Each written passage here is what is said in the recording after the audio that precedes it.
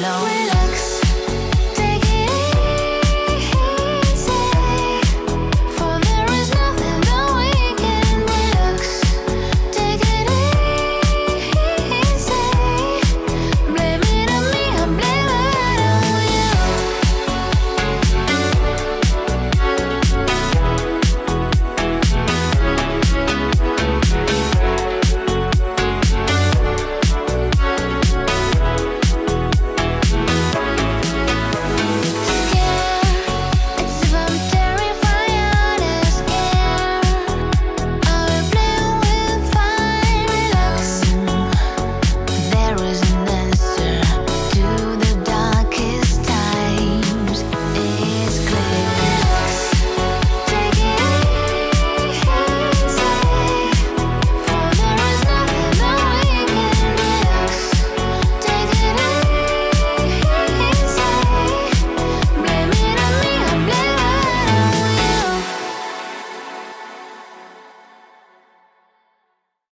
Fala, turma! Cheguei! Finalizando o último programa de abril. Parece mentira, mas não é, gente. Como é que esse ano tá passando? Meu Deus, que loucura! Ano de Copa, ano de eleição, daqui a pouco já é Natal. Que loucura, eu nunca vi, bicho. Já estamos entrando em maio, daqui a pouco tem programa Dia das Mães. Daqui a pouco é junho, meu aniversário. Reality começando. Jesus! É, Cazuza, o tempo não para. Não para mesmo. Bem, o programa começou. Falar sobre direito, matéria mais séria, mas de forma leve e descontraída. Uma pessoa muito bacana, uma amiga muito antiga que eu gosto muito. E ela é presidente da OAB Campus. Com vocês, minha querida Mariana Lontra Costa, no meu sofazão. Gente, a matéria de agora vocês vão gostar demais, demais, demais. Quem minha convidada é uma amiga muito especial, uma mulher que faz toda a diferença na nossa cidade, nossa região. Olha só, gente, os números assustam e revelam realidade urgente. Só em 2025 o Brasil registrou mais de 1.500 vítimas de feminicídio, que significa, em média, 4 mulheres mortas por dia. Muito chato isso, né? A maioria desses crimes acontecem dentro de casa, no lugar onde deveria haver proteção. Hoje vamos entrar nesse assunto e entender o que há por trás dessa escala de violência e, principalmente, o que pode ser feito para evitarmos o aumento dessa realidade. Para conversar comigo e falar desse assunto tão urgente, tão importante, doutora Mariana Lontra Costa, presidente da OAB Campus dos Goitacazes. Já estava com saudade de você. Verdade, eu estava sentindo falta de um convite. Pois é. Eu falei, tá indo muito em outros programas, tá me deixando de lado. Seja bem-vinda sempre, meu amor. Obrigada, querida. É um prazer estar aqui com você mais uma vez. Prazer meu, Mari. Agora deixa eu falar uma coisa com você. Tudo que eu falei aqui assusta. Assusta. E é tudo realidade. Assusta. Esse mês eu tive a oportunidade de escrever 2 artigos e eu aproveitei, quer dizer, mês passado, março, né? Sim. E no último eu falei exatamente sobre isso, Fábio, que a gente precisa falar sobre isso diariamente. Cara. Porque... E a gente não tem que ter tabu, não tem que falar assim, não vamos abordar, vamos ter cautela. Não, tem que falar de forma direta mesmo. Tem que falar, porque o único caminho é a educação. É verdade. O único caminho é a educação. Educação, informação e batermos. Isso aí. Informação, conscientização, para a partir daí tudo mudar. Você, como mulher, na posição que você ocupa, como é que você ouve uma notícia dessa, Mari? Olha, é assustador. Eu acho demais. É mais você que está inserida no contexto diretamente. Exatamente. Assim, é assustador porque a gente costuma dizer que é um tipo de violência que ela é democrática, né? Sim. Qualquer classe social, qualquer raça. Então, assim, ela está em todos os lugares. Sim. Então, a gente fica, embora, dentro dos números que você trouxe, as mulheres negras, elas são...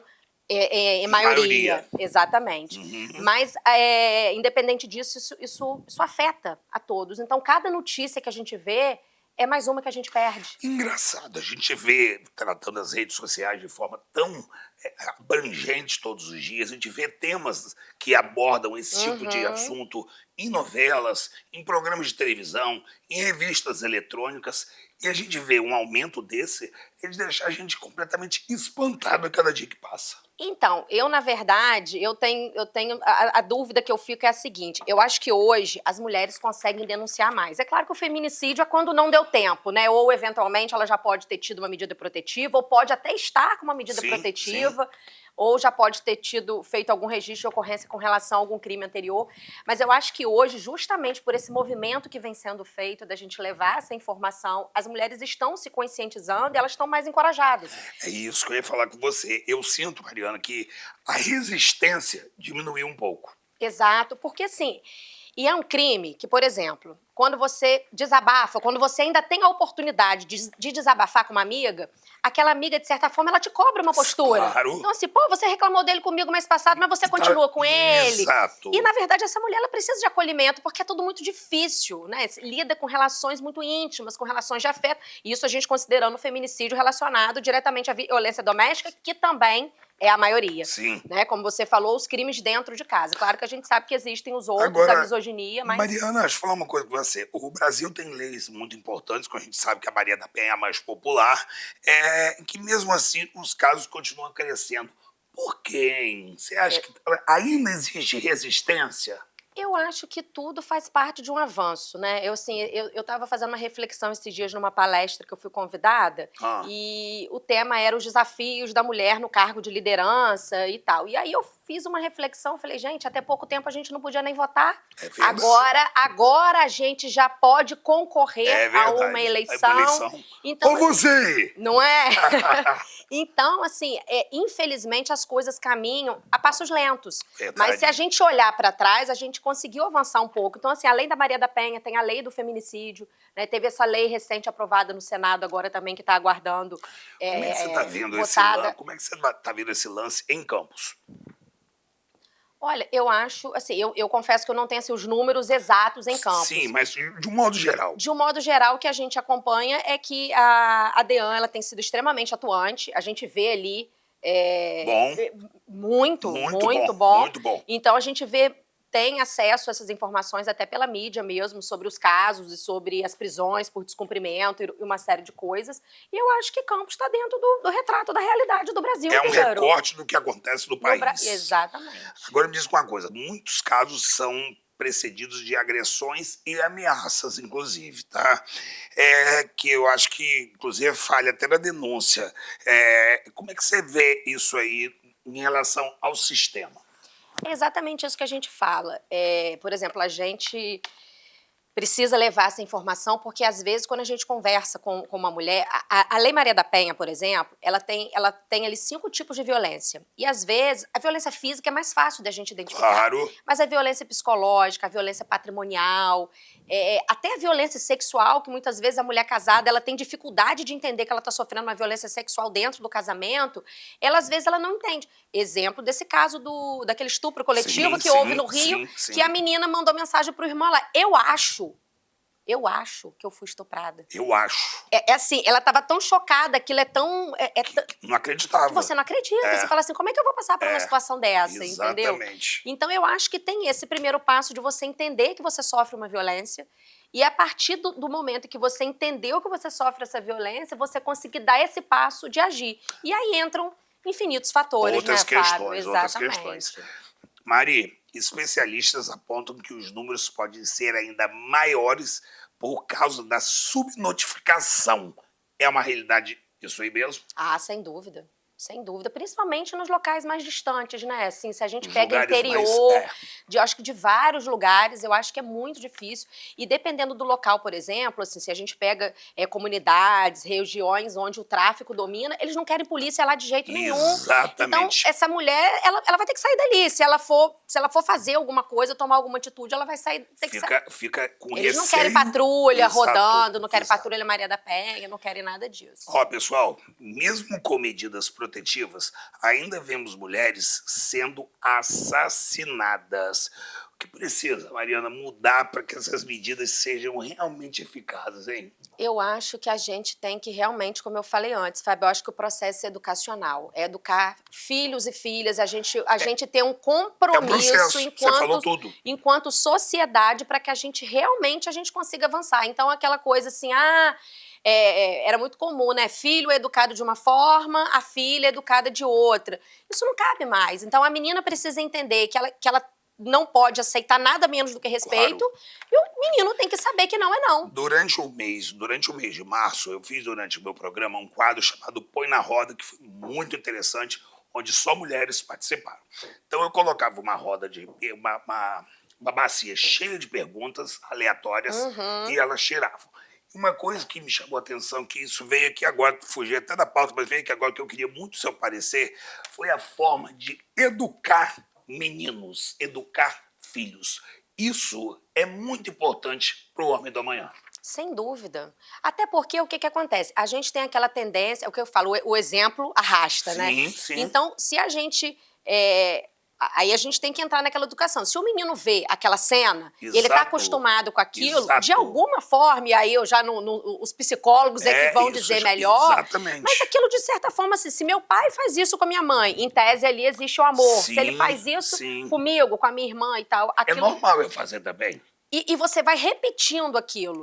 Né? Então, assim, você entender que aquilo não é o correto, que não é daquela forma, orientar, explicar, falar sobre respeito. Eu falo, lá em casa eu tenho um casal. Então, assim, tem que existir esse respeito. Assim, os dois são educados Pois e eu falo... menino, menina, a criação, como é que foi, Mariana, na hora de... Porque eu acho que é mais... A menina com a mãe tem uma abertura maior. Sim. O menino, ele é meio reticente, ainda mais quando vem chegando a pré-adolescência, que é um período mais complicado. Que ele se Mas eu fecha não um dou mole pouco. pra ele, não. É mesmo?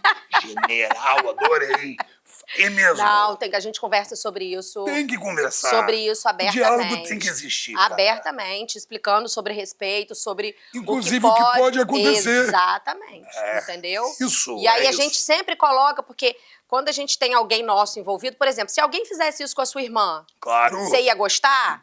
Claro. Então... Você coloca um ponto de apoio para ele poder se basear. Isso, e ele ainda, né, ele tem 12 anos, mas a gente fala, chegar o momento, né, que é criança, pré-adolescente, mas é uma criança ainda assim. Ainda é. Se chegar algum momento, quando for a hora de namorar, tem que respeitar, né, essas coisas que a gente sabe que rola. Que acontece, mas infelizmente o meio de convívio também influencia muito. Muito. Infelizmente, isso é uma realidade.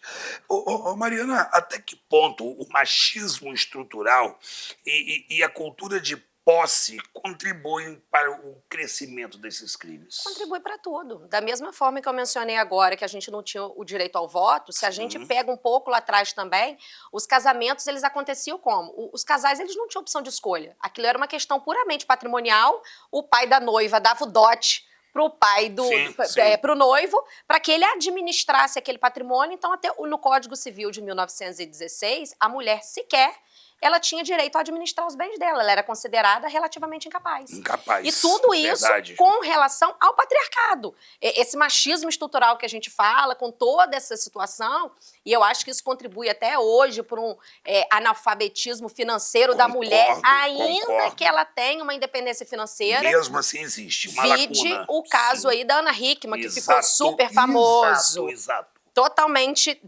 independente financeiramente. Na verdade, ela é que era a provedora da família, mas era tudo administrado pelo marido como empresário, mas tudo traz esse resquício, né? Então tem todo o contexto envolvido. Dúvida, Agora, sem aqui em Campos, eu estou falando em especial da gente aqui, porque a gente tem dúvidas do que acontece aqui na cidade e a Mariana está ligada diretamente. Quais são os casos mais incidentes, Mariana, aqui? Mais violência doméstica? Eu acho que a violência doméstica é maior, até porque a violência doméstica... A gente tem muita comunidade, inclusive. Sim. Tá? E poucas pessoas chegam ao ponto de, por medo, de chegarem a serem assistidas com medo do companheiro ou companheira, enfim. E com medo de não ter para onde ir, Exato, de não ter como se sustentar, de não ter o que fazer. Daquela coisa assim, meu Deus, eu vou fazer isso com o pai dos meus filhos. Como existe afeto nessa relação, claro, como existe amor, claro. Houve... você idealizou uma relação. Sim, então é muito sonho. Difícil você ir desconstruindo aquilo tudo, entendeu? Processo que a mente passa. Exatamente. Com toda certeza. Agora, me diz uma coisa. Qual é o papel da nossa OAB Campos? Inclusive, deixar aqui o QR Code da OAB para vocês verem as ações que a instituição promove, do que acontece, do que a sociedade pode participar de forma direta, tá? Mariana, qual é o papel da OAB nesse enfrentamento como instituição, nesse quesito de proteção, mulher? A gente O tem... respaldo. Sim, tanto com relação à mulher advogada, que ela Sim, sofre também sim. esse tipo de violência institucional que a gente chama, né? Isso acontece com frequência, então a gente está ali também dando todo esse respaldo. Mas com relação à função social, a gente vai a escolas, a gente participa, nós já fomos convidadas assim para ir a hospitais e para vários lugares para que a gente leve informação para essas pessoas, em especial escolas, porque nas escolas a gente está falando com adolescentes, então... A linguagem é outra. A linguagem é outra, então é importante que eles saibam que existe um mundo diferente daquilo. Com e certeza. Normalmente a gente sempre fala que ao final fica uma fila, né? Porque eles se identificam muitas vezes com aquilo que está sendo dito. E estão acostumados com uma bolha. E a ideia é mesmo que a gente fale numa linguagem muito simples para conseguir se aproximar desses jovens para que a gente consiga levar essa informação e entender que isso não é tolerável, não é aceitável. Eu fiz essa pergunta à Mariana porque muitas pessoas querem ajuda da OAB, querem um certo respaldo da OAB e ficam nessa questão de saber como chegar. Tá aqui, ó, o horário de funcionamento da instituição. De funcionamento de 8 às 18. De 8 da manhã às 18 horas, 6 da tarde. Maria, quais são as ações mais urgentes hoje? Na sua concepção, tô generalizando a nível Brasil. Educação, punição mais rígida, políticas públicas, ou isso tudo muito junto? Isso tudo junto. Tem que estar tudo junto, misturado e conectado. Não tem jeito. Imaginei. Porque sozinho não vai. Por exemplo, a gente fazendo um paralelo com relação ao racismo, até por conta dessa aprovação do Senado, o que a gente verifica com isso? Hoje já não se tolera mais. Até pouco tempo, assim, lógico que a gente vê que continua acontecendo. Eu não estou dizendo que acabou. Claro. Mas a gente entende que aquilo ali hoje é um crime. Exatamente. E a misoginia está passando por esse processo. Então, assim, no mínimo, a punição tem que trazer uma intimidação. Então é tudo junto mesmo. É tudo junto. Educação. E não tem receita de bolo. Não tem. É misturar tudo e botar passadeira. É isso aí. Deixa eu falar uma coisa com você, Mariana. Eu acho que a gente precisa deixar as coisas acontecerem no dia a dia e deixar que o feminicídio participe mais de nossa vida, de nossas ações, que os homens também tenham a mente mais aberta para que a gente possa entender um pouco dessa realidade que nós vivemos atualmente. Você quer ver um grande problema? E aí eu vou falar da OAB porque é a minha realidade, mas diversos outros locais. A gente faz esse tipo de evento, a gente está sempre falando para as mulheres. Isso é um problemão. Os homens acham que isso é um assunto que não cabe a eles, que eles não vão se envolver, não tem paciência. Eles que se excluem. Sim. Eles é que não têm paciência para ouvir aquilo, assim. E é isso que a gente fala. Enquanto a gente está falando entre a gente, é ótimo, porque a gente está conscientizando outras mulheres, está encorajando outras mulheres. Mas o homem tem que ouvir, cara. Ele tem que ouvir, ele tem que participar. Eu acho também que a ação masculina é de extremamente importante. Porque esse projeto educacional passa... Pois é, não tem sexo. Passa por todo mundo. Maria, deixa eu falar com você. Eu tenho muitos assuntos para tratar com você aqui. Quero agradecer demais esse tempo. Sei que você é corrido, mas Mariana é uma amiga que a gente chama assim, vem cá um cadinho que eu tô com saudade e preciso de formação. Eu acho que esse papel nosso, quanto formador de opinião, é de extrema relevância para que possamos cada vez mais deixar isso mais transparente e sem fake news. E eu agradeço a você por toda essa bagagem que você tem, por tudo que você tem aí a oferecer e está somando muito e se fazendo destaque à frente do OAB. Eu fico muito orgulhoso e feliz com todo o sucesso que você está tendo.